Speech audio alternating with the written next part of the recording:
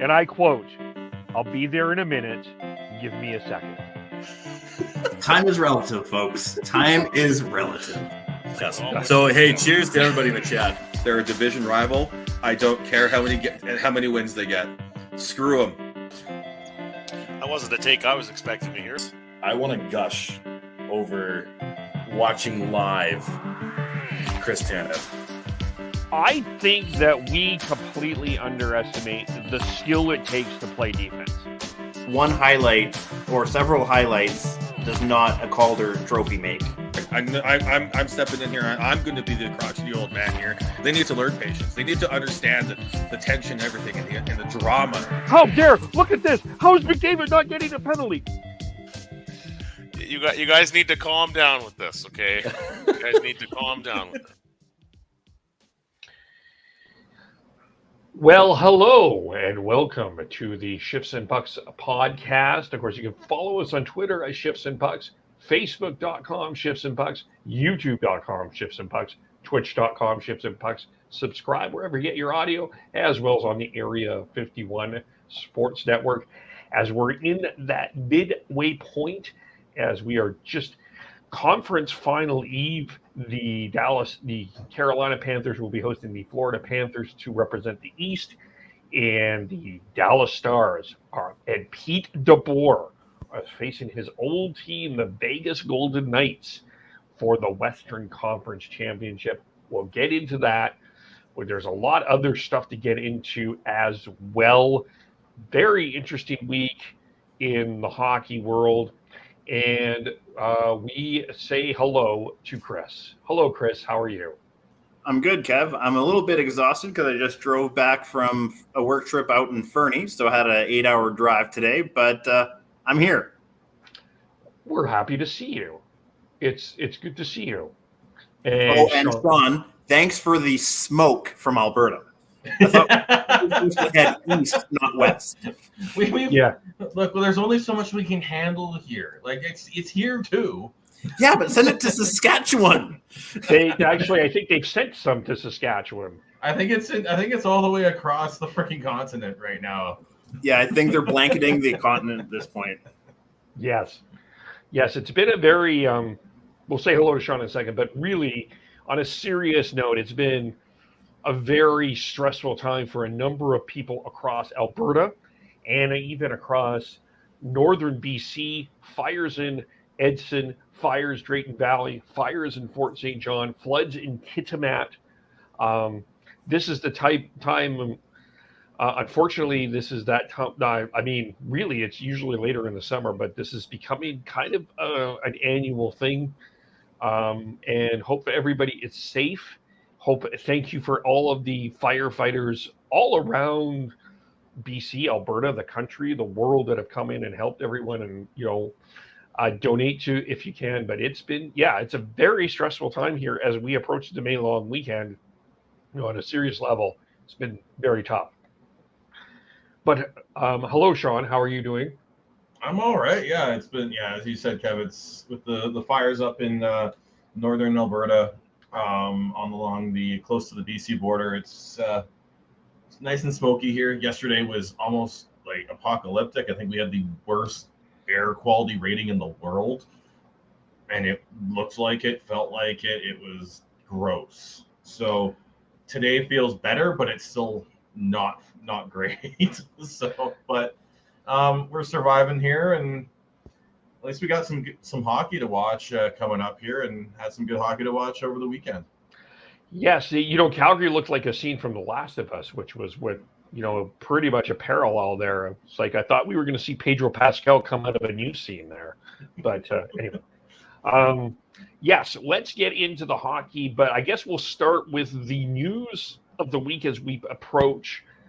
And depending on who you are talking to, this is either a surprise or not a surprise, but the vote happened in Tempe, Arizona, of whether they would accept the new arena proposed by the Arizona Coyotes. And well, they did not. It was turned down, and it's so leaving the Arizona Coyotes in a flux in some ways, leaving the Arizona Coyotes in a flux in terms of what happens next for the franchise. There was another vote involving taxes as well that was part of this referendum and that was turned down. I think there's a lot of things going on in this that I think probably, in terms of the political part, I think that we're going to learn within the next few days.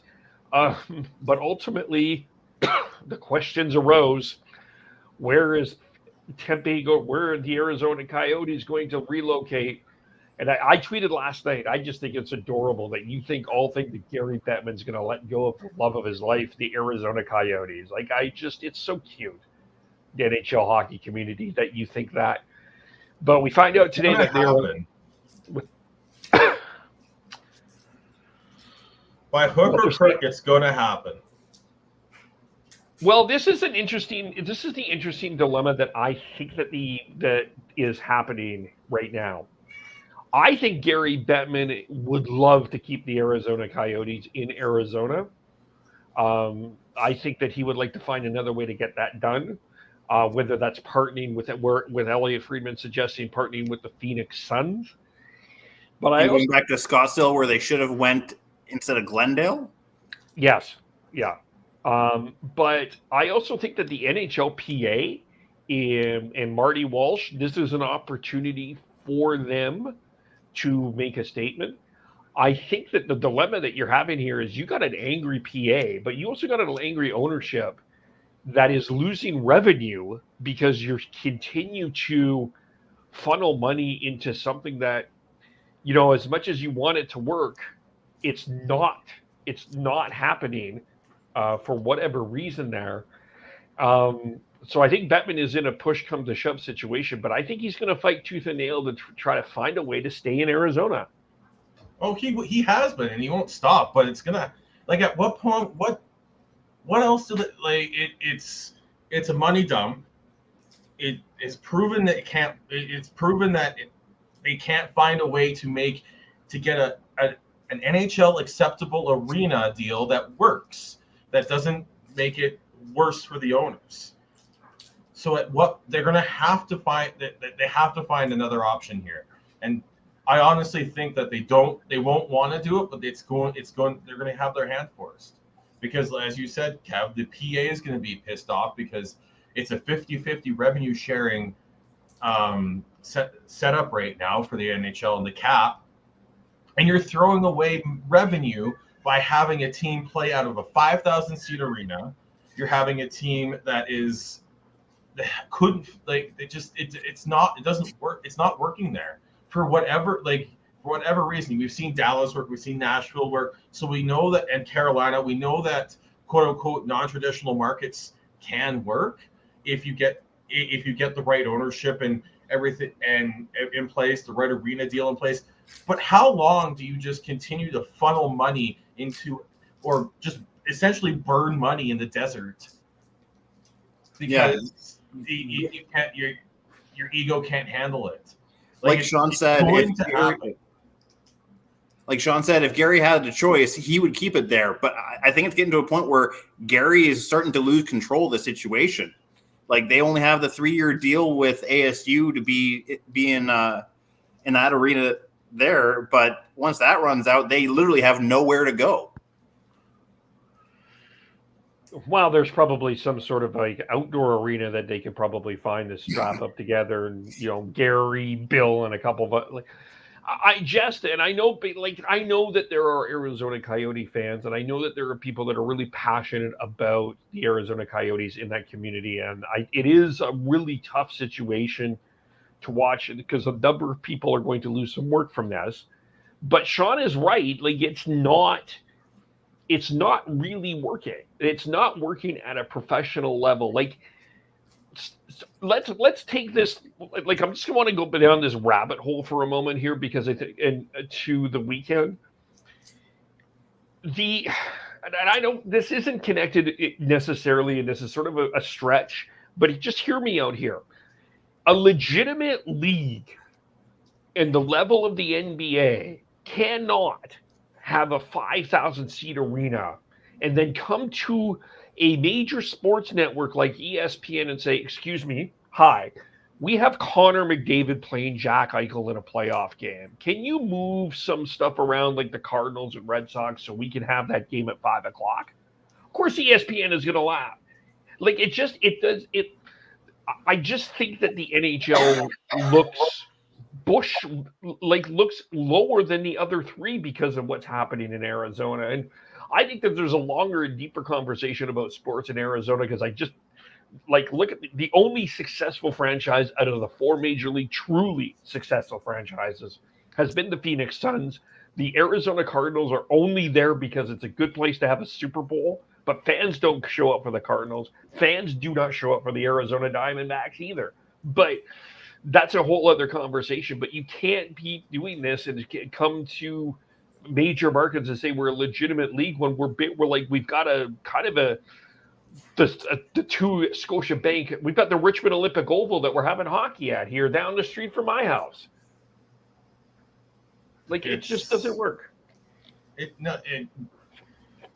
one of those things where I think it could work if you get everything, all the ducks in a row. But at this point, you can't even get one duck in a row for this franchise.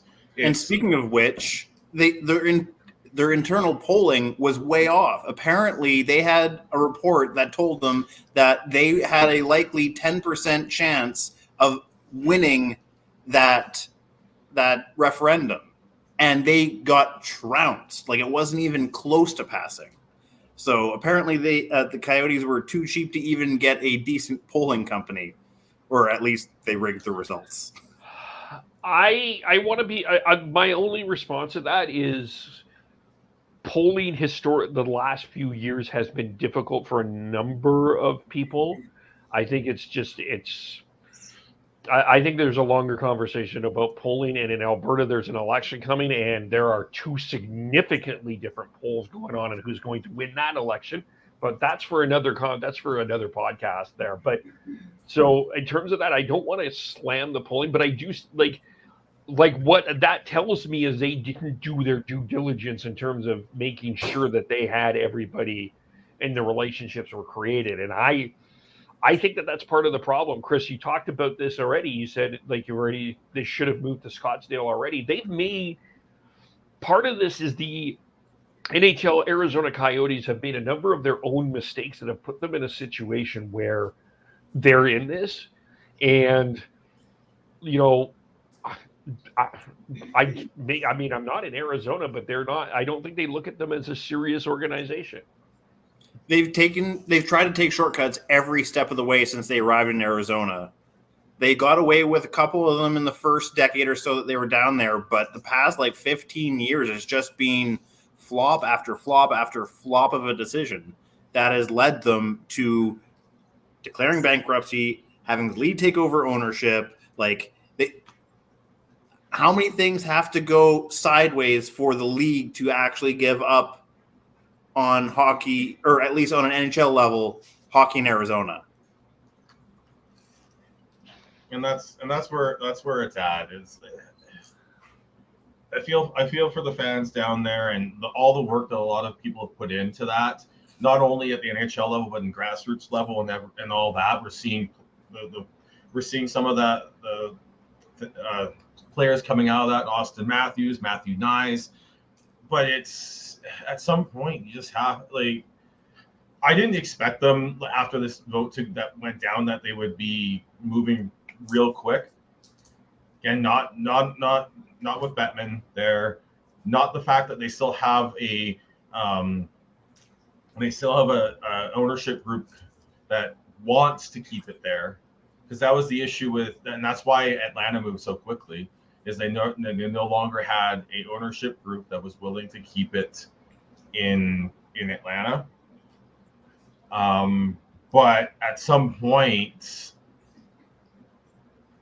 I think we're looking at 24-25, or at least at the very latest when this Mullet Arena deal runs out. Because if they don't have they're scrambling now, because if they don't have a new place to play in a year, are they really going to go back to Mullet Arena again and continue? Like it's an interesting idea and all that. I think it would work in the AHL, but in the NHL, you need the 16,000 plus seats. You need You need a good corporate base, which is why it's not going to be Quebec City that gets the Coyotes. Among the fact that, guess what, that would cause more. You want to have Quebec playing out of the Western Conference like Winnipeg did for one season there. It's not going to happen. The redistribution of the teams would be an absolute nightmare again. Yeah, and that's ultimately why like a Houston or even because St. Louis is in the West, so even a Kansas City would make sense as far as like the two top likely landing spots. Yeah. Yeah, and we're hearing, I mean, it was, I don't know, maybe it was no coincidence or some coincidence. We've heard Sacramento, we've heard Salt Lake City as well. And I think I think that's maybe, I can't help but wonder if some people knew what has been going on here. And I think that I can see someone stepping into Bettman's office and saying, okay, look, I get it. You love Arizona, but you tried. Yeah, we get it. You tried. But as Homer said, the lesson is never try. But we need to move. Like, we'll just take it. We'll take it. We'll move it to you want revenue to pop up really quickly. A Dallas-Houston rivalry in hockey would be fun. It would be, but again, those rivalries, geographical rivalries, don't just happen. No. Well, I don't know. I think Texas is a different planet than everybody else. I don't think that Dallas. I still, if it was football or anything like that, I think you would see that. But in hockey, I think it would still be the slow burn because everyone talks about Vancouver, Seattle being a massive rivalry. It's just another game. The only difference is that the Canucks fans travel down. Or if you want to go with a more, I guess, apt American version of that, like even at like a Tampa, Florida, they don't have like a heated rivalry between those two franchises. And well, they didn't until they played in the playoffs. Yeah. Okay, that's fair. But yeah, still, like to Sean's point, like you have to actually have historical events that lead to a rivalry. Just because you have two teams that are like geographically close to each other doesn't automatically just make that happen. Yeah. Yeah, I agree. In some senses, I agree. But the nice thing with the current playoff format is there would be a chance of that happening because should be. Yeah, it does encourage divisional matchups for sure. Yeah. But apparently, Kraken fans, by the way, they hate Tyler Myers because of what he did to Matty Beniers. Yeah. So, and I guess Canucks fans. There's a good chance Tyler Myers won't be on the Canucks next year. So they're. But hey, if that's a spark that leads to a flame, that is a rivalry. I'll take it. There we go. Yeah. So I think with that, I guess the other. So can we just add if Connor? How would this have looked if Connor Bedard, Arizona won the lottery and it was Connor Bedard? They win the lottery. Connor Bedard's the first pick. I don't think that changes the vote. I don't think it changes the vote either.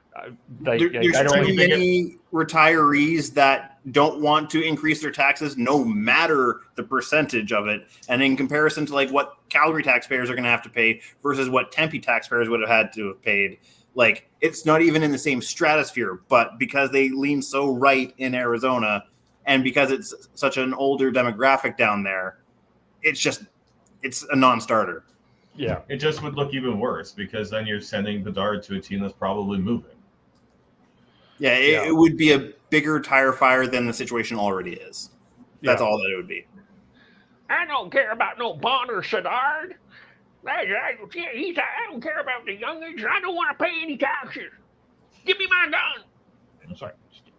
And the snowbird population of Canadians down there isn't big enough to support the franchise. Yeah. No.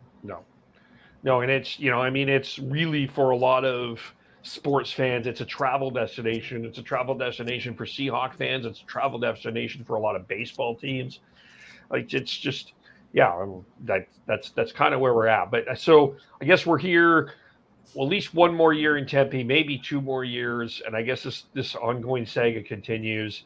I And can't we know remember that if it was the 6:50 morning show or if it was 32 Thoughts, but one of those two shows had a guest on that claimed that there is no issue with leaving the ASU situation if they wanted to move the team like sooner than later. Oh, I don't think ASU would have an issue with that at all. They'd probably actually like that because then they don't have to deal with the everything going on with that. It's just more, I think, because they've got that 2-year window now. Gary's going to slow play this. yeah, he's going to milk it. Yeah. And he doesn't. It's not like it's the arena situation as weird and quirky and funky and just not as it is. It's good enough for Gary that it's going. He will slow play this and hope that a miracle happens. Yeah. But but I think it's not. I think it's a year. I think we're a year away from finding out whether it's a move or they found something to work that out in the Phoenix area, because I don't think ASC will extend it after the 3 years. No, it's too big of a tire fire. They would just, yeah, they probably are already regretting this decision as is. No chance that they extend it. Yeah. And you do not want to go into a point where you've got 2 years and then you're hoping that there's an empty arena somewhere that you can fill and do season ticket runs last minute.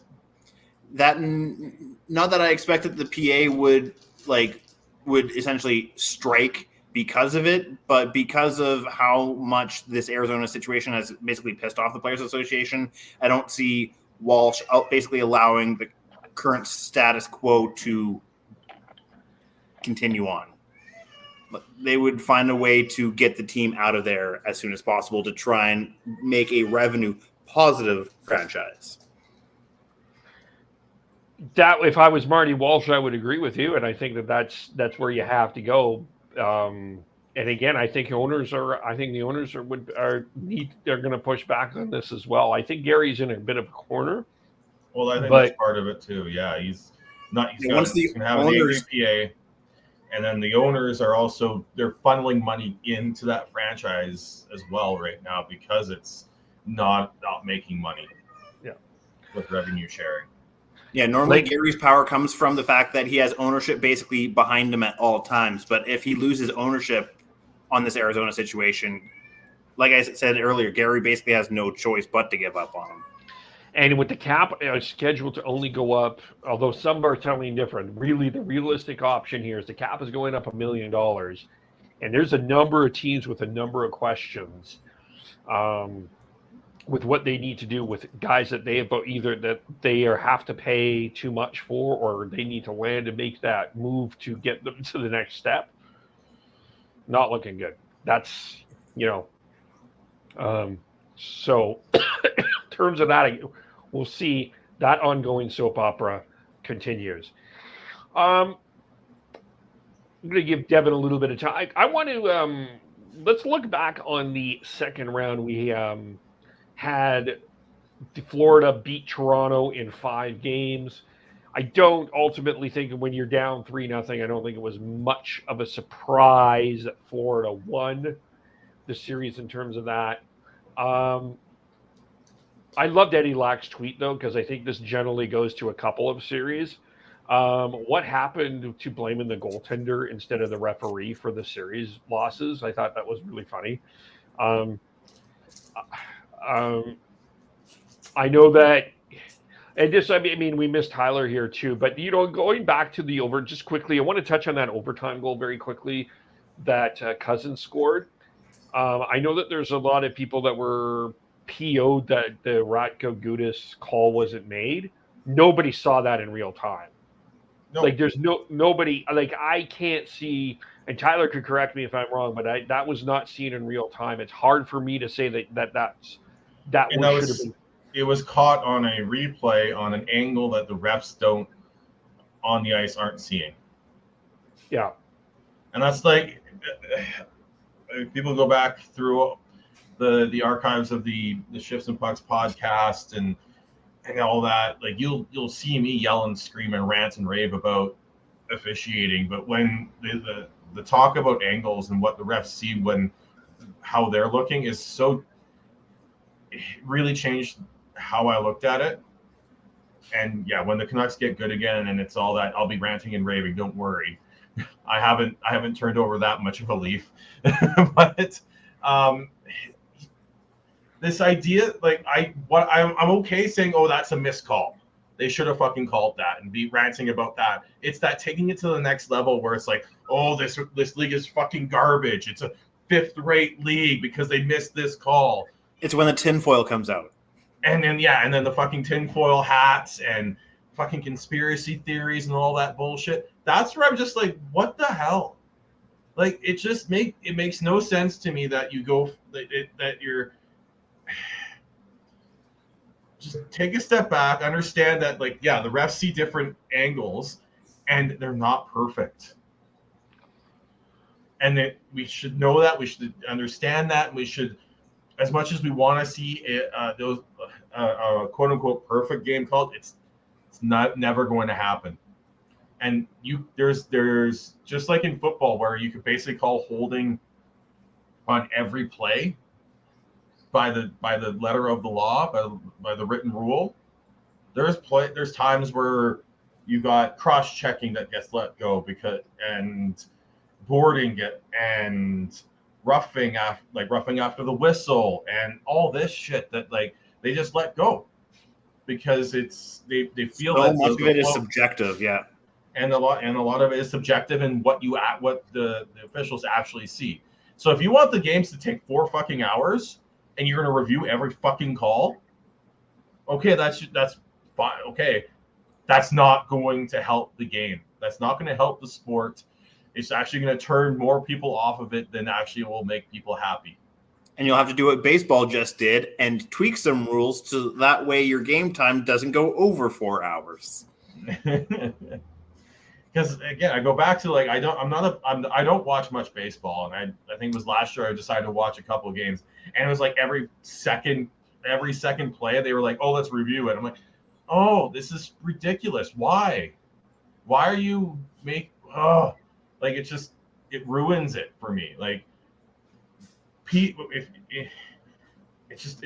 unless you're gonna be able to have officials off the ice watching all these camera angles, you've got 4 officials watching different camera angles and calling it that way, it's not going to work. And even then, you're still going to miss things, and people are still going to and then people, again, just calm down and just understand that missed calls happen. Well, there was a review that took 9 hours, 42 minutes, 32 seconds to do, and in that game anyway. And I'm sorry, they got the call right. It wasn't a goal, but they took forever on that.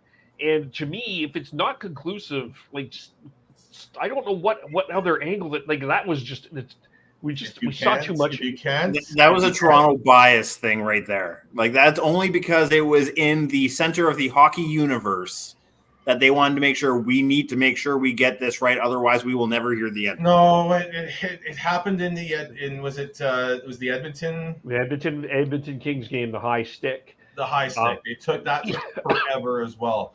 It's if you can't conclusively change the call on the ice within a minute, the call on the ice stands. This 5-10 minute reviews, they're not good for the game. People turn off and go elsewhere. Yeah. Not good for TV ratings. If anything, it might be good for alcohol sales in arena, but that's about it. Even that Edmonton one was at the end of the game. It was an overtime winner, so there wasn't even any alcohol sales. Yeah. Well, there goes that idea. Yeah. So, but ultimately, Florida full marks. We'll get into them in a second here, in a minute here. But I guess for the Leafs, I guess the big story now is what the future Kyle Dubas. Is he back? Is he not back? I think Kyle Dubas also ultimately stays at least for one more year. They give it another run. You've got Austin Matthews for one more year. If anything, he stays because of Austin Matthews. I feel like that pressure of basically the next biggest contract that an NHL player is going to sign is in that franchise, and they know that he wants to play under Dubas, and that if Dubas isn't there, that is a big question mark as far as the future of the franchise. So if anything, I think that Dubas stays just because of that pressure. I don't know. This kind of connects a little bit to Arizona and the cap again, because, really, you look at the Austin Matthews situation in terms of who can actually truly afford him if he leaves the Toronto market, and there's probably maybe two teams that I could see maybe doing it, but I don't see I think a lot of other teams would make a call, but they don't have the financial wherewithal to make a serious offer for Austin Matthews. Like one that Austin would build can go, well, yeah, maybe. Like I can only see two teams, and that's Los Angeles and the Rangers. Other than Toronto, of course, I just don't see Austin Matthews. There's no one in the league that can afford him right now. I would argue that Chicago has a lot of free money right now. And they probably need someone to play with Bedard. But they're not in a position where they're in a competitive window that's Austin Matthews. Fair, but you might be able to sell Matthews on the Bedard factor, is what I was trying to allude to. Yeah, I guess. But financially, you can't argue against Chicago. They have a lot of available cap space. Yeah, I guess competitively, I can, but I don't know. Sean, do you see Austin Matthews in Chicago? I don't see Austin Matthews with the Rangers. Yeah, it's the Kings make sense. They've got Kopitar coming off the books, and after next year, just like Matthews is off the books, needs a new contract. So and Kopitar is in his mid-30s, so I could see it.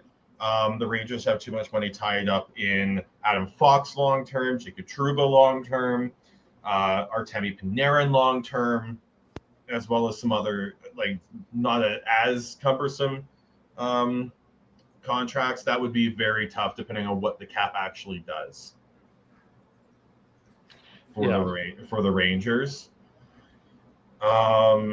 If it was a soft cap league, sure, the Rangers would probably have endless amount of money to throw at it. But then again, so would Toronto in that situation.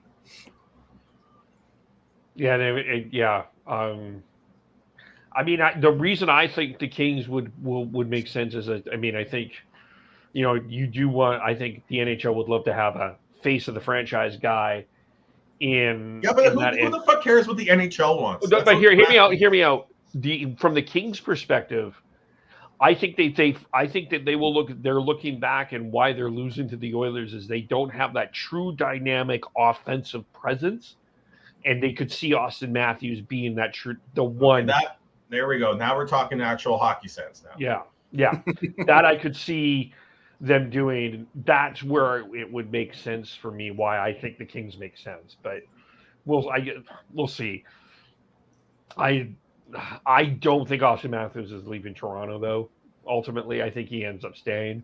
But I'm predicting he stays, signs a either 4 or 5 year deal, so that way his next contract is in his early 30s and he gets one last big payday. And he just barely eclipses McKinnon and signs at 12.7. So that way he gets the bragging rights of having the biggest AAV, but makes it as team friendly. And for those listening, not watching, big air quotes on team friendly at that price point. I guess the question is Marner, Nylander, or Tavares back? I think Tavares is staying because I don't think anyone can afford him. Marner and Nylander. Marner's probably the one that they want to move just because of how much he's making and how much they could free up if they are able to. But because he is just like Matthews in the sense always seems to disappear comes pressure in the playoff time, I think that the most likely to move is probably Nylander, which is unfortunate in the sense that he was the only one of the core four that showed up in that series. I think what we'll see is... Hold on, Sean. Can I do something here just for a quick second? Brad Treliving sucks. Okay, now go ahead. That was my call out to Devin. Usually only works if I do it. Or do I need to say that Jim Benning is a better GM than Brad Treliving? That triggered him majorly last time I said that. Yeah. I think they'll try and move Tavares, but he's got no movement clause. I don't think he wants to go anywhere, especially as at his age playing at home. Marner is the one that I do think they could get the most for. He scored 99 points this year. He's a Selke nominee, even though I don't think he should be. Agreed. 1000% agree. That's one of the most ridiculous nominees of the year. I mean, he's good. He's solid. He's solid. Like he should be in the conversation, but he shouldn't be one of the top three in that, in my opinion. Nylander, I like what he brings. His ability to play all three forward positions is very underrated. The thing about Nylander is he's only got one more year left, just like Tavares, just like Matthews on his deal. So, and I don't know if they'll be able to afford to re-sign both, even if they move Marner, because they need to, like, that blue line, and the goaltending. They need to figure that out too. I think they have something with Joseph Woll. Is Woll the answer? Because if he is, that's fantastic. But they still need to get what are they going to do with Matt Murray? What are they going to do with Ilya Samsonov? That, and I would still argue that Woll is probably a year or two away from actually being like ready to be prime time in the NHL. Like what's more prime time than second round in second round of the playoffs? Chris. Like, yeah, he was okay in a decent sample size, but so was Spencer Martin for a brief period of time. I think Joseph Woll might be the long-term answer there. He's only 24, and he looks solid, but they need to fix that blue line too. They got Riley's good. They've got McCabe. I think he's a good long-term, like potential at least middle-term fit there. Rumors are trying to keep Shen in town, but he's probably a year or two away from retirement at this point. Yeah, he's also, again, Shen's one of those guys who, he can play up in the lineup when needed, but if you're going to be a contender, they need to upgrade the D core, not their 5th, 6th guys. Liljegren has looked good, but Hull's not coming back. Brody's got one more year left at $5 million. I think he's okay, but again, it's just like how you need to find a way to take that blue line and improve it instead of just swapping deck chairs on the Titanic. Which they did, and I think one of the mistakes that Kyle Dubas made, and I don't think people are talking enough about this, that trade of Rasmus Sandin to Washington, I don't think that was a good move. That's a young defenseman. I understand why you're doing it because you're trying to win, but I didn't really like that one. And Mark Giordano, unfortunately, God love Mark Giordano, but I think that this should be his last season. I think he's got one more year at $800K, but let him ride into the sunset. But he's not part of the solution. He'll be a good depth guy, just like Luke Shen. Yeah, exactly. Let them be your third pair. The issue is that outside of Morgan Riley, who is a top a legitimate top 4 defenseman on this team. Yeah. Yeah. Okay, so They've been able to outscore their issues in the regular season. Losing Sandin long term hurts, but they got a first round pick for him. It's a late first round pick. It's the Boston pick, but they've got Topi Niemela coming, who lit up the World Juniors for a couple of years there. But they need to find a way to upgrade that to the top 4, and that's not so. That's Morgan Riley and who? Yeah, is where I'm at with the Leafs and what they need to do to improve that, where they can go going forwards. So whoever they move of Marner or Nylander, because I think those are the most likely two. You need to find a way to, they need to find a way to upgrade that blue line in that trade, because I'm not sure there's anyone out there in the free agent market that makes sense. Yeah, it's a pretty weak free agent summer this year. Yeah. Okay, so hold on to that. Let's talk about the other Canadian team, and then I do want to unpack a couple of the other teams here. I'm gonna piss off some Oiler fans when here. You ready? Jack Eichel completely dominated Connor McDavid. In every way, Jack Eichel outplayed Connor McDavid. Nobody in Edmonton wants to have this conversation, but Connor McDavid and Leon Draisaitl in that series, 5-on-5. Draisaitl had a great first 2 games. He scored all those goals. He was, I think, a -5 in the last 4 games. He became invisible, and Jack Eichel just simply took over this series. He was one of the best players, and he was better than McDavid. Oiler fans don't want to have that conversation because Connor McDavid, again, listeners, I'm going to use Chris's air quotes, is the best player in the world. He was not the best player in that series. He was the best player in that series wore number 9 in a Vegas Golden Knight jersey. And like every time Connor McDavid had the puck, like I know that they were trying to keep Connor McDavid away from William Karlsson, but Jack Eichel, even you look back at that Game 5, Eichel swipes the puck away from McDavid, like just swiped it and dumped it down the ice. Like, am I missing something? Did I see something wrong here? Like Eichel dominated McDavid. I wouldn't say dominate, but he definitely outplayed him to a point that it was Draisaitl that was more carrying the load there. But Draisaitl wasn't really that effective after the first 2 games. Like he was okay, but like ultimately, so I think full marks for Vegas at how they played. They played very tough. That last half of the Game 5 there, where that long 4-minute shift where they just buried the Oilers in their own end. I think ultimately that was part of it. They figured it out special teams wise for the most part. And yes, I guess the Oilers put on a whole bunch of pressure in Game 6, but the Vegas kind of sat back a little bit, which I think was part of the help. We'll get to Vegas in a moment here. But unlike Toronto, I would say that in all likelihood, you roll back the same Oilers team next season.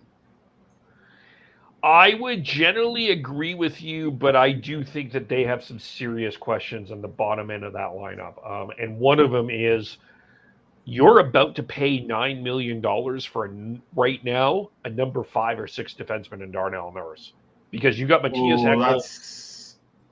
But you got Matthias Ekholm is in a top 2. That's a Devin calling Luke Shannon a Scheller level take, Kev. On the Oilers, I'm not saying that Darnell. I think there's he's not a 5. He's not. He's. You've got. I understand what you're trying to say, but he's if you're making that argument, he's a second pairing defenseman. He's not a third pairing defenseman. 5-on-5, he's a top pair defenseman. Bouchard is the number 1 power play guy. He's taken that role over, but Bouchard's not a top pair 5-on-5 defenseman. But yes, Darnell Nurse is overpaid. We agree with you there, Kev. I think that I've heard, listening to some of the Oilers folks out there, there were a few people that thought that Brett Kulak was their best defenseman in the playoffs. Just because you're the best defenseman in a short period doesn't make you a top pair defenseman. Okay, but where we do agree on is Darnell Nurse.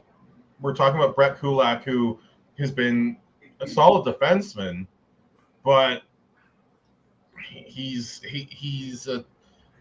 career high in points is 20 which was this year.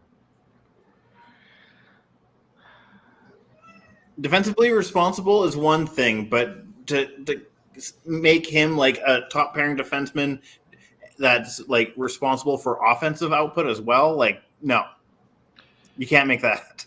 Well, either you got to do one of two things here, because with Darnell Nurse, I think we agree he's overpaid. We can all agree there. I guess the other question is, if you still think he's a top four, Cody Cece's probably not that defensive partner to partner him with.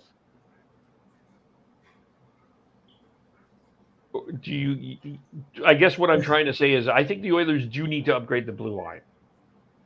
I think Evan Bouchard is taking steps, but I still think he's got ways to go to be. I think adding Ekholm is a huge add long term going forwards for them. He'll get a full training camp with the team. Finding the right pairings is going to help. We've got Vincent Desharnais, who's come out of nowhere and been a really good depth defense find for them. You've got Broberg, who's still coming up as well. If there's a way to make a hockey trade, I think they could do it to upgrade. But I think they got a little unlucky against it. Edmonton does need to upgrade their defense, but I would argue that their biggest glaring issue that they need to solve is their 5-on-5 play. Yes, their power play is heads and shoulders above everyone else in the league, and that can get them a lot of points in the regular season and can pad stats, and that's great. But as they've learned in the past 2 years, that only gets you so far in the playoffs if you can't play 5-on-5. Agreed. But I do think, in terms of depth, that's where I don't think their bottom six. I think they got to do a lot of work, and I think they would like to upgrade that blue line. And I think, especially on the right side, I like Evan Bouchard, but after that, I still think they probably would like a little bit better than what they have. Yeah, but I think there's only so much you can do. Yeah. Right, and I think they've got it. I think they got a little unlucky in this series. I think I don't think this is a series to overreact to. Vegas is a good team and is likely could go to a cup final. So if you lose to a team that goes that deep, like Sean just alluded to, it's not something that you overreact to. You lost to a good team. They just had some bad luck at the wrong time. Yeah, you're not. I'm not saying you're blowing things up if you're the Oilers, but you do. I think you do have some work to do in terms of kind of in the bottom end. And I might say something. This may sound odd. I'm just going to ask it. Is Jay Woodcroft ultimately going to be the guy that takes them to the next level, or does he end up being kind of a Sheldon Keefe, where we aren't sure? I think that's a fair assessment.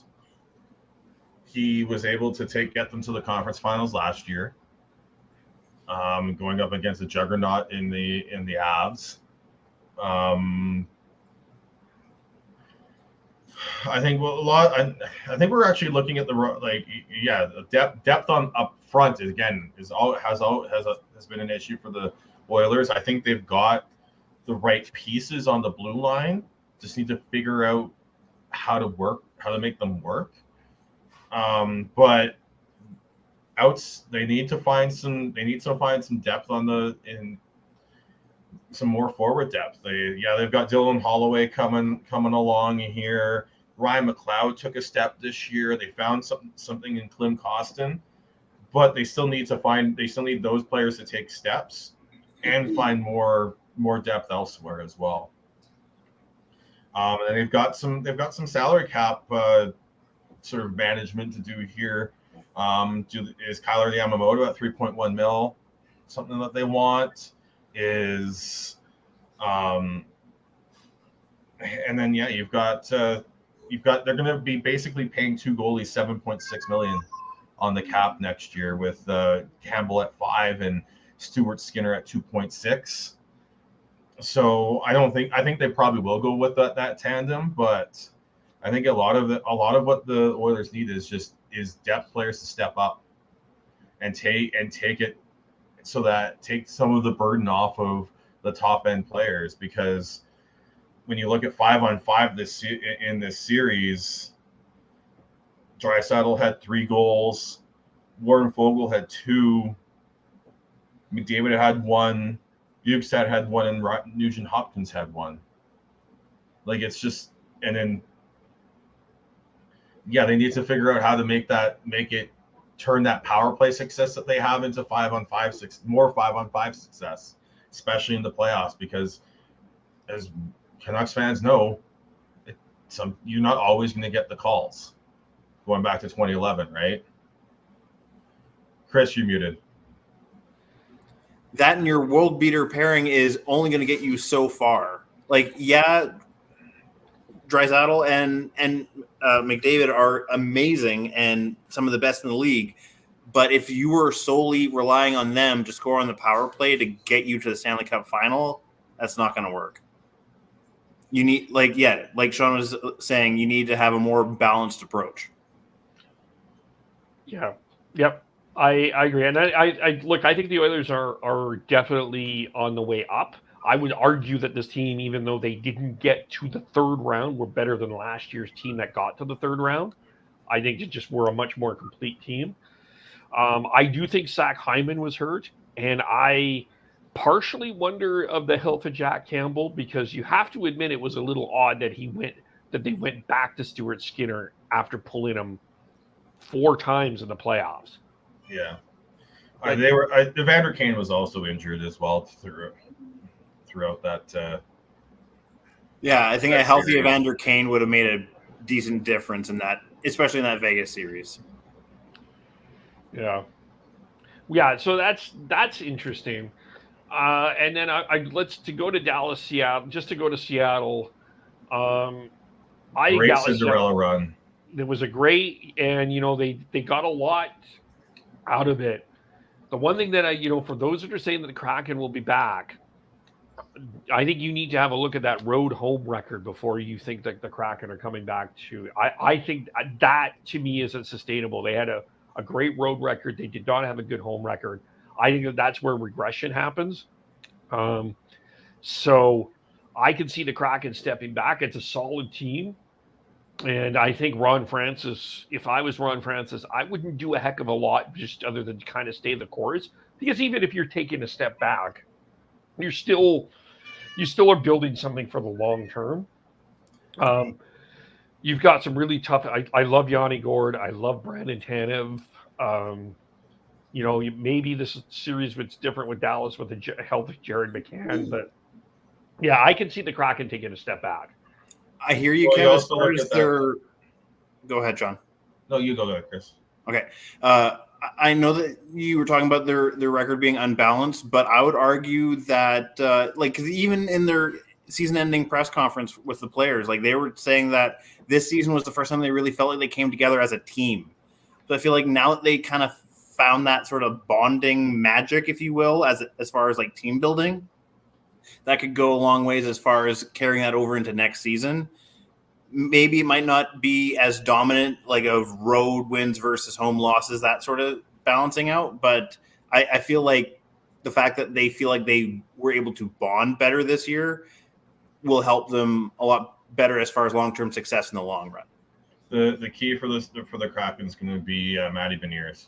If he can take a step and become a true number one center, that'll be huge, because they don't outside of they're a good sort of team full of like second and third liners, but they don't have that like have you talked about the Kings and not having that true like dynamic offensive player. It's the same thing. Yeah, I was actually going to Seattle. say that same thing. Yeah, LA and Seattle are kind of very similar in that regard.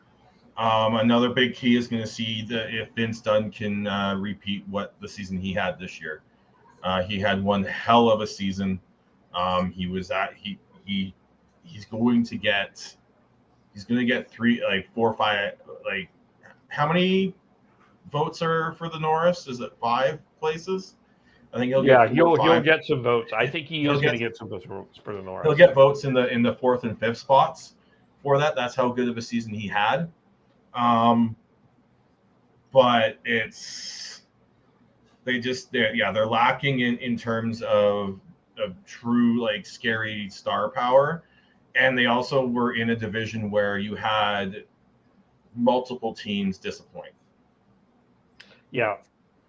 You've got the Flames who disappointed immensely. The Canucks were hoping to be better than they were this year. And so I look at that and I go, it's going to be tough sledding for them next year. And I mean, St. Louis took a step back, which helped Seattle get into the wild card part. They didn't get into the division part. They got into the wild card part. So St. Louis taking a step back. I think helped them as well. So yeah, I kind of think that this is a team that sort of takes a step back next year, and that's okay. Not necessarily a bad thing. They got to take a longer term approach. Again, my only issue is I'm not a fan of how they set up the contracts on this team. There's just too many long term deals for sort of middle of the road guys. Yeah. And middle of the road guys who are on the precipice of becoming too old for it in the NHL. Correct me if I'm wrong, but is that kind of a Ron Francis character trait? I think it's more of he wanted to put together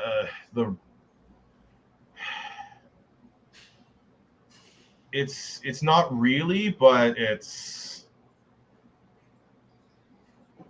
think it's just the hand that they were dealt. They wanted to be a responsible new franchise and reward guys. And yeah, they wanted to get some buy-in. So I get why they justified it in the moment. But yeah, like you said, Sean, it could come back to bite them. And a part of what's going to hurt them again is the lack of the cap going up. So yeah, and I think they signed some of these contracts with that expectation, and then that didn't happen. So it's interesting. It'll be interesting to see what happens in Seattle, and if they make some moves that'll be interesting. But I see a step back. But ultimately, Dylan has a question for you. Who gets more 4th or 5th place Norris votes? Vince Dunn or Rasmus Anderson? Probably Vince Dunn. Oh, it's most definitely Vince Dunn. You know who's going to get more? You know who's going to get more Norris votes than both of them? I don't know if he is or not. I'm looking. Motherfucking Hughes. Well, who are the nominees again? It was Carlson, Fox, and who's the other one? It was Carlson, Fox, and why am I drawing a blank on it? Heiskanen? No, Heiskanen. Not Heiskanen. Kyle Makar. Yeah. Oh yeah, it was Makar. Yeah. It was Makar. Makar's getting the Hedman treatment in terms of, well, yeah. Yeah. Oh, you're Kyle Makar. I mean, I think the ones that will get 4th or 5th place votes will be Vince Dunn, Quinn Hughes, and probably Charlie McAvoy. So, I'm not going to make a prediction on who gets 4th. And McAvoy should not be the one getting those votes on that team either. I think someone said that they voted Hampus Lindholm. I wouldn't be. It's probably a mismatch. I think that vote is going to be. Lindholm had statistically, Lindholm had one hell of a season. He did. How do I do this? Let me just think for a second. So I put out the poll question, who of the 4 teams that were eliminated, because I was thinking, like, everyone's talking about the Oilers and the Leafs, and if I put that as a poll question, everybody's going to go with the Oilers. But I thought I wanted to make it more fascinating. Who are the 4 eliminated teams that are close to the Stanley Cup? And I voted for the New Jersey Devils. I am really intrigued by this team. I think Jack Hughes is going to take another step. I'm really excited about Jack Hughes. You got a Selke potential center in Nico Hischier. You're strong on the wings. Your defense is pretty solid. I guess the question is what you're doing in goal. But in terms of the talent of the Devils, they're a very talented team that took, I severely underestimated Carolina, but there's a lot I really like about New Jersey that I think they took a huge step. Now with the youth, I could see them taking a step back next year too. But when you have Jack Hughes and Nico Hischier, I think that you're on a step towards going somewhere.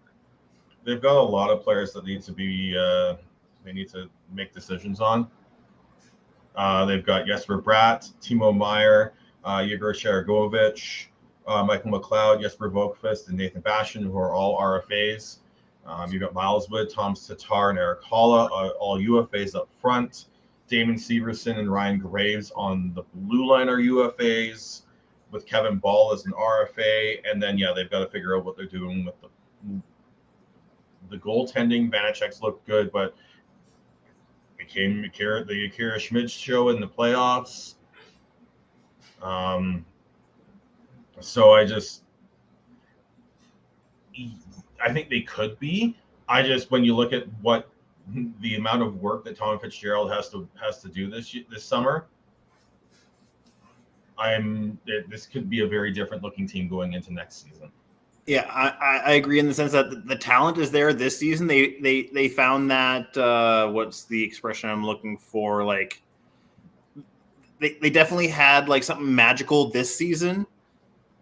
It's just whether they can keep that family together and whether they can continue that on into next season. I personally, in that poll, voted for the Oilers just because I feel like as far as the overall completion of the team, I feel like they're the closest.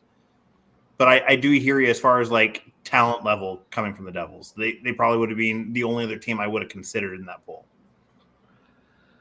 Well, so Timo Meier, that's the big question, and you still would get a pretty. I mean, if you're not signing him, I can see you getting a pretty good haul for him. Brad, that's like I know that there's a number of interesting questions, but I do think a lot of them can get answered pretty quickly. And it feels like New Jersey is becoming a place that people want to go. Like we're able to sign Dougie Hamilton. They are able to find a way to sign UFAs. So there's something, I don't know, it feels intriguing. I think people like playing for Lindy Ruff. I think he's back. Jack Hughes is an easy guy to love as well. Yeah, and then you get an up-and-comer in Luke Hughes. I think it's looking up in New Jersey. I really do.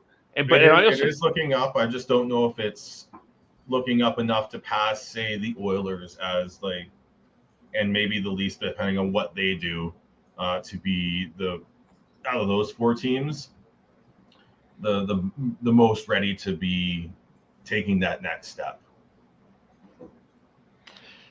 Could be some failures there, but it's interesting. Not only that, like the whole thing there is like they had Bratt. Yeah, Bratt specifically for me. Actually, he's making 5.4.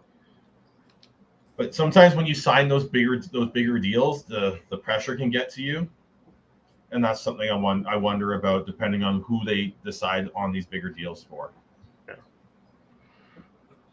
Yeah, and they could be going out. They could go after some big fish too. Like if they're, I mean, they were linked to JT Miller. I don't necessarily see that, but you wonder about a guy like Elias Lindholm, if he would be an interesting fit. They don't need a Lindholm or a Miller though.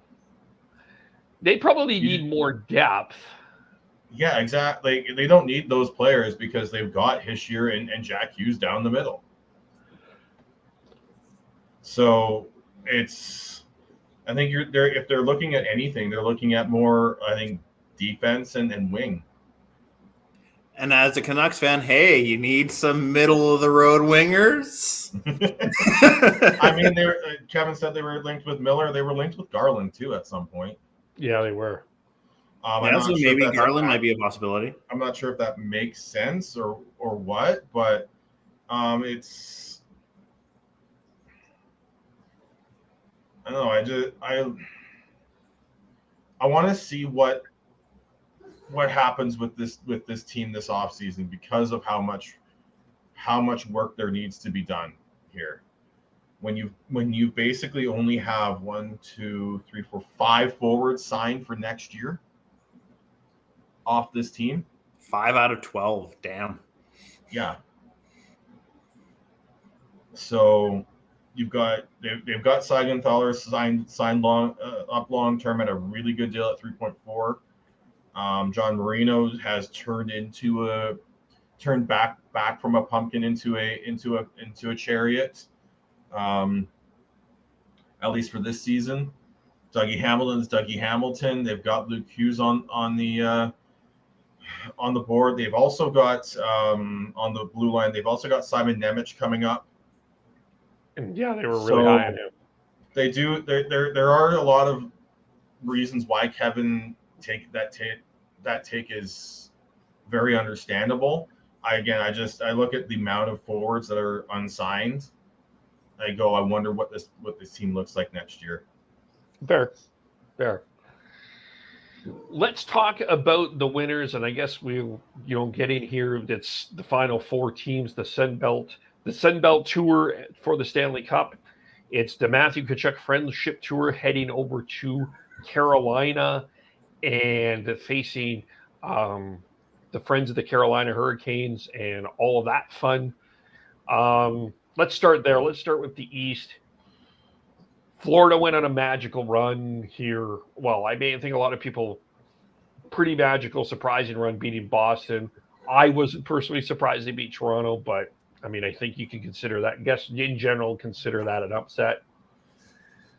Considering where everybody is at. My struggle is how bad I underestimated the Carolina Hurricanes, because I thought without Svechnikov, without Teravainen, without Pacioretty, I was not sure where they were going to get goals from, and they have found goals. The blue line. Yeah, and this series to me is about when I think about this series, I think about Matthew Tkachuk versus Jacob Slavin.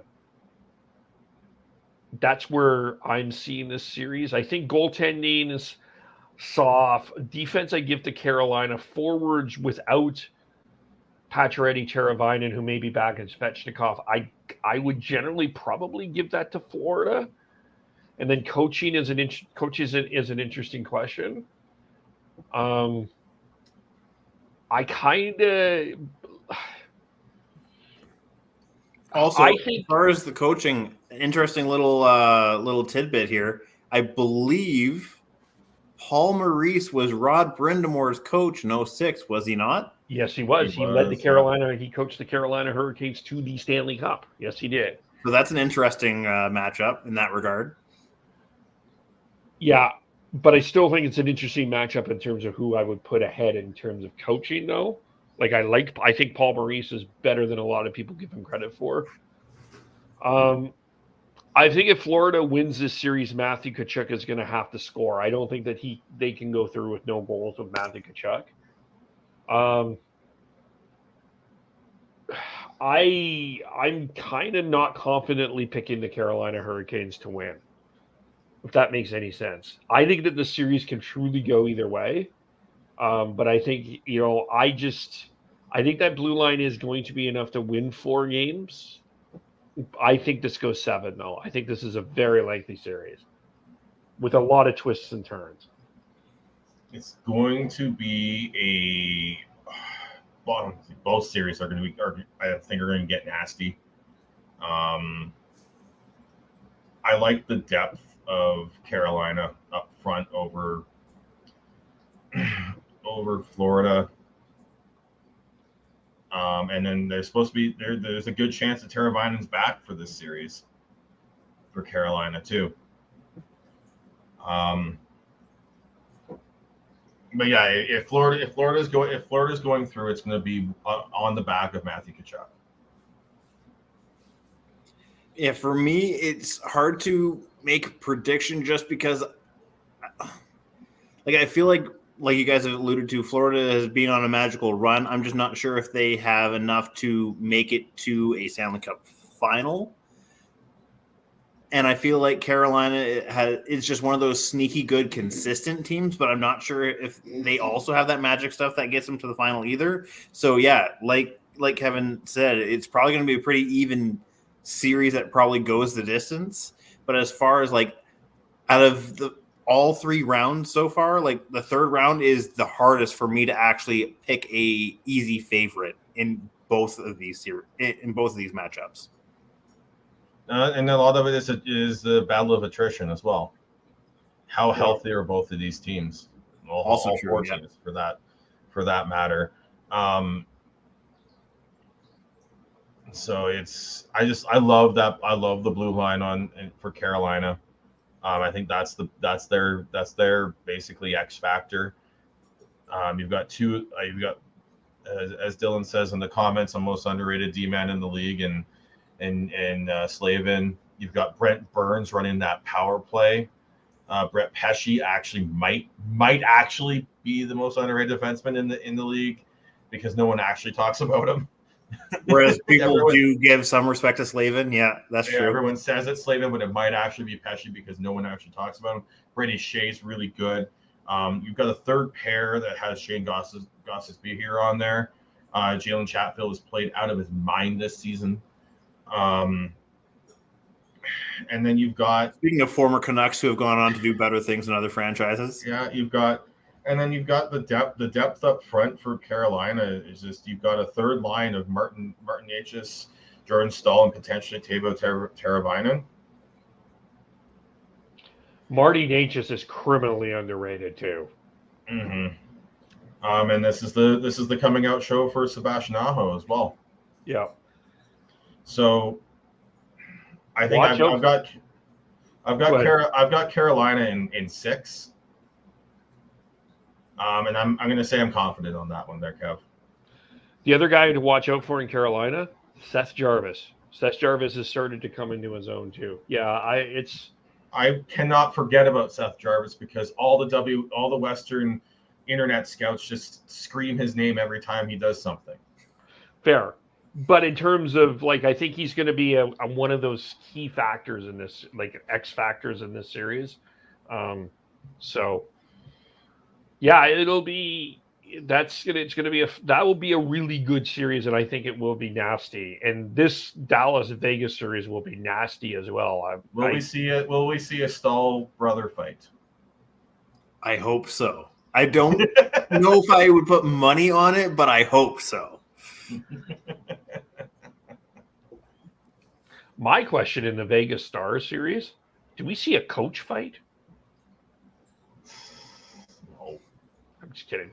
But Pete DeBoer has done it again. Pete DeBoer, first year with the team, has led another team to a conference final in the Dallas Stars.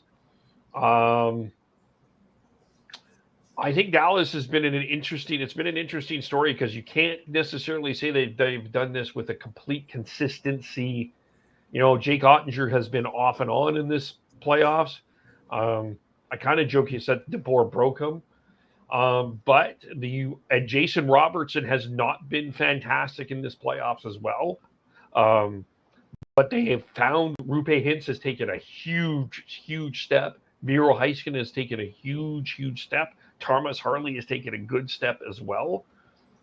And then with Vegas, yeah, I mean, who knew that Aiden Hill would make 40 saves? But he did. It's a question mark of whether Hill can hold on to that level of play, though. I'm not sure I have faith in that. I feel like that might have been a flash in the pan. I'll say what I've said about Vegas since September. They get the goaltending. They've got a good chance. So yeah, if Hill can continue that, then yeah, they probably are the odds-on favorite. But I just am not sure if their string of goaltending luck can continue. Okay, so if I go position by position, I give goaltending to Dallas. I give the blue line. I would actually give to Vegas, even though I really like Miro Heiskanen. Forwards, I also give to Vegas. I think that they have the depth. And I think this comes down to me, Rupe Hintz versus Jack Eichel in terms of that. I mean, Jason Robertson needs to take a step up. Is Mark Stone healthy? But then you got Chandler Stevenson that comes through. You got William Karlsson that comes through. Brett Howden. To me, I don't see a way that Dallas beats Vegas. If they both stay on their current trajectory, I would say that you're probably right. But I would say that if, and that's the big word, if Robertson can have a coming out party as far as this next round, I think that could really change the dynamic in that series. If he is a regular season Robertson, I think Dallas could win that. I've got Dallas in 6. I look at that. Yeah, like a big key there is Jason Robertson. Can he perform? Can he start producing? If he starts producing, and Ottinger's Ottinger, and I just don't see if Ottinger's Ottinger, and you can get and Dallas can get 2 of their lines going. I just don't see Vegas getting past them. I wonder about the attrition part of Dallas, though. I mean, they went 6 with Minnesota and 7 with Seattle, and I wonder if that Kraken series took something out of them. Like, I am probably one that I think if Dallas had, in the quietness of their mind, wish they put away a little sooner. And Vegas having a 5-game series against Winnipeg and a 6-game series against the Oilers, I think in terms of freshness, I think that's where I do give Vegas the advantage. And so that's why I'm kind of sticking with Vegas on this one. But I'm not incredibly confident on either of them. I wouldn't be surprised if it's a Florida-Dallas final. I think both are going to be very interesting. And I think that this is going to be a really good conference final. I think this is, the Canadian teams part. Maybe this will be that final question. We'll get to that in a second. But I know there's no Canadian teams and stuff, but these are 4 really good, interesting hockey teams that have built teams differently. Like you talk about how Carolina built on the blue line, Florida has built a little bit differently, Dallas built a little bit differently, Vegas. I think it's a win for the Shifts and Pucks podcast, who do not believe in the tanking philosophy and that there are a number of different ways to win a Stanley Cup. That's what I see here. 4 incredibly interesting teams that built teams quite fascinatingly different. And I'm looking forward to that. I think it'll be good hockey. That's gonna be great hockey. Yeah. And it's gonna be tough, hard fought games in both series. Both teams have a mean streak to them. You've got Mason Marchment and Max Domi on one line for Dallas. Let alone they've got Radek Faksa, who is he's not a nice character on the ice. Esa Lindell's a mean blue liner. Ryan Suiters can play mean when needed. On Vegas, you've got Marchessault is a rat. Brett Howden is no slouch in that. Keegan Colasar and William Carrier definitely love to run around and throw their body around. Braden McNabb is someone you have to make sure you know when he's on the ice. Otherwise, he's going to run you over like Jacob Truer ran over Timo Meier. Oh, that hit. Absolute beautiful hit. But I just want to say, I know this is probably 2 weeks late on that. It's one of the cleanest freaking hits I've seen in a long time. And I was watching Shane O'Brien talk about this and how he was like so angry with people just saying every time we have a nice clean hit like that, yeah, we don't want players to get hurt, but in a nice clean hit like that, we're like, do we want that in the game? Fuck yeah. That is part of what I love about hockey is the physicality, the danger, and everything involved with that. That was beautiful, and that I would want that like poster on my wall. Hockey play with no intent to injure, just a clean, big hit. Yes.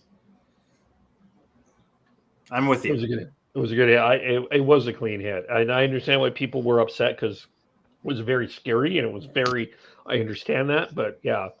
Meier was back in that game and he was this close to winning it for the Devils.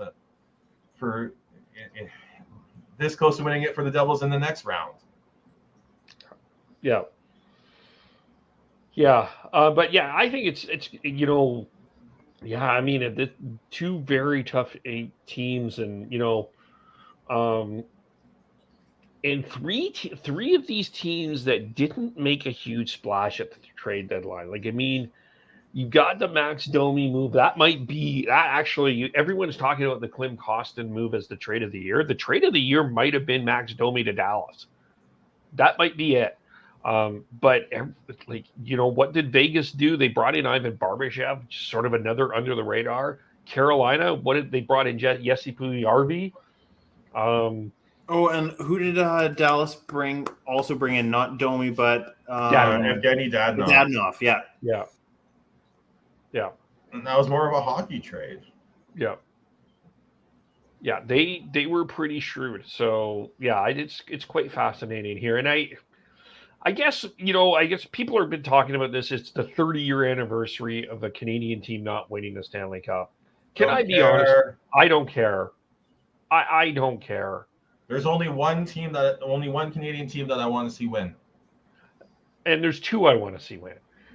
But that's it. Like, I'm not cheering. I don't cheer for the Oilers to win the Cup. I'm not cheering. Sorry, Devin. I'm not cheering for the Maple Leafs to win the Cup. I would be kind of pretty happy if Montreal won the Cup too. So, okay, so maybe three, but I don't feel like this whole thing. I just feel like it's kind of.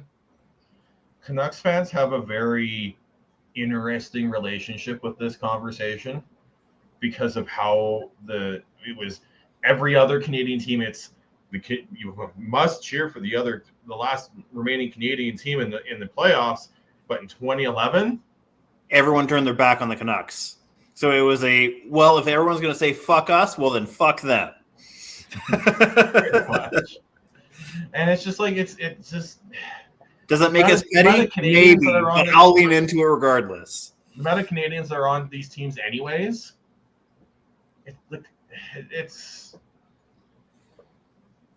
I'm so over it. Because it's really only become a conversation because of whether it's McDavid going deep or the Leafs going deep. Yeah. And there were as many people cheering against the Leafs as there were people cheering for the Leafs. So I guess that's fascinating. And I think there were people cheering against the Oilers too. Well, I think it's because you got division rivals. Like, do you really want it? No. The only team I want to see win is the Canucks. And especially if we're going to break this quote-unquote Canadian Cup drought, there's only one team I want to see do it. Yeah. Yeah, I think most fans are like that. I think most fans only want their team to win. I don't think that I get the appeal for some people that do want to see Canadian team win, but I don't think that that's the majority of Canadian hockey fans. I think that they would rather see their own team win than anyone else. The only exception I might call to that is with like the smaller markets in Canada in like the Ottawa or Winnipegs where like if they did make it to a Stanley Cup final, I feel like there's a little bit more goodwill towards them from other markets just because they're not these markets that we hear so much about and you get all the media coverage and all that sort of stuff where I feel like a lot of that overexposure is what leads to that hate. So in 2011, because the Canucks were the President's Trophy winners and the Canadiens were as dominant as they were and all that sort of stuff, it led to a lot of people just easily wanting to hate on the Canucks. Whereas I feel like in terms of like Winnipeg or Ottawa, there's enough, I think, just residual goodwill towards them that if they are Canada's team, more people are willing to buy into that concept than a bigger market. See, and I would argue that I don't think people care if Ottawa got to the final. Like before, that's maybe more of it, or would it be? It's just be like, oh, good for them type deal. It wouldn't be like cheering. But I'm just saying, like, there's more willingness for them being Canada's team than everyone get on the Maple Leafs bandwagon. Yeah. Oh yeah, there's definitely levels to this. And right at the top is the overexposure that we all get to the Leafs because of where the national media are based. So it's definitely that, and then you go down the rungs, and at the bottom, unfortunately, are Ottawa and Winnipeg due to the lack of they're always second fiddle in terms of, or third fiddle in terms of what people talk about and everything, because of with Ottawa, they're always the second, the other game on early, or the other game on early, because you sometimes have the Montreal as well. Winnipeg always seems to get like the afternoon games, and then Vancouver, Calgary, and Edmonton we just fight amongst each other. That I feel like there's essentially three tiers, even if it seems subtle from a Canadian perspective. There's three tiers to the Canadian market. There's the Toronto, Vancouver, Montreal because of the population density.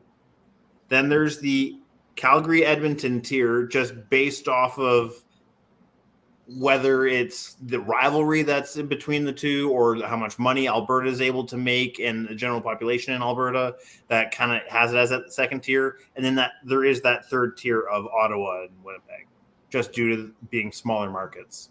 I'd say it's four tiers because it's Toronto and the media size and everything. And then you've got Montreal, Vancouver, and then you're right on the next step. Okay, that's fair. I'm willing to hear that. Yeah, I think Toronto's the most.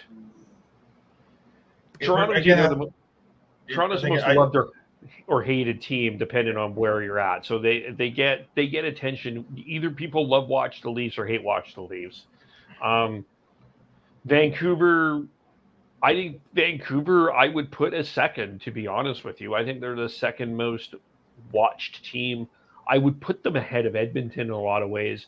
I think people watch Edmonton because it's McDavid, but I think people talk about Vancouver. Well, I think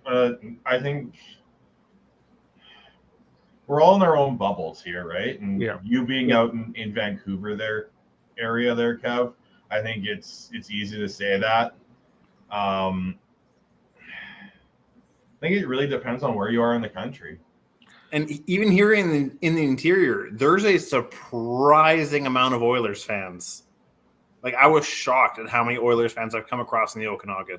Yeah, there's a lot of transplant Albertans in the Okanagan.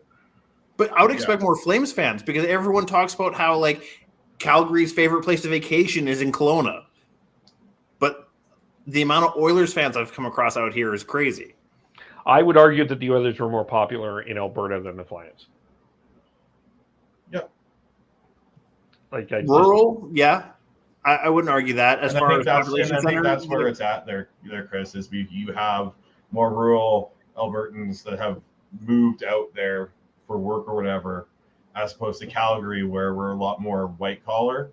So there's not a lot less of us that leave. And that's why we're seeing the That's why you're seeing the Edmonton side of the Edmonton hordes. I think that what would change all of this, or what would make this more fascinating, is if Montreal gets good again. I think this becomes a fascinating question, because there is a huge contingent of Montreal Canadian fans. There's no question about it. But the problem is they're not good right now. They're dormant right now. Yeah, they're a sleeping winter bear. Yeah, and well, and if we're going to talk, it's actually really 5 tiers: Toronto, Montreal, Vancouver, Alberta, and then Winnipeg and Ottawa. Yeah, Montreal is its own animal. It is. Although at this point, I kind of want to lean into the joke and just be like, there's 7 tiers in Canada. There's 8. Yes, and then Gary Bettman clearly hates all of them. So, yes, clear. As I roll my eyes, is there anything else we need to talk about? Should catch everyone up on the Wranglers, as the AHL. The Wranglers were facing elimination tonight. They lost in triple overtime on Monday to Coachella Valley, and I'm just pulling up the score here, but they were facing elimination. There, and the WHL, the Seattle Thunderbirds are ahead of the Winnipeg Ice 2-1 in that series. So, and I haven't watched any WHL until last night, and that was one hell of a showing in the first period by the Thunderbirds. Holy smokes. Yeah, I wouldn't be surprised if they're the ones raising that Memorial Cup on in a couple weeks. It feels like they definitely have the more firepower out of the two teams. Yeah. Let's see here. 1-0 Calgary, as that's wrapping up there as well. And maybe by next week, we know who the Flames GM is. Who knows? In the next couple of weeks. Did I miss anything? No. AHL, WHL, I think that was about it. Okay. All right. How do we follow everyone? I am BeardyConnect03 on Twitter. I'm at Schneids on most social media. Tyler is TNOBLE, and Devin Gordhow09. And I am KEVOLE. Shifts and Pucks on Facebook, YouTube, Twitter, Twitch. Subscribe wherever you get your audio, as well as on the Area 51 Sports Network. Also check out Fireside Chat and their Flames conversation. I'm sure once the general manager is named, they will have some reaction to those next steps, where whoever that will be. I think we know who it'll be, but anyway, we'll be back next week. We'll be in the middle of the third round, and so it'll be interesting. Thanks you for watching. Thank you for listening. We will talk to you very soon. Bye for now. Oh, wave.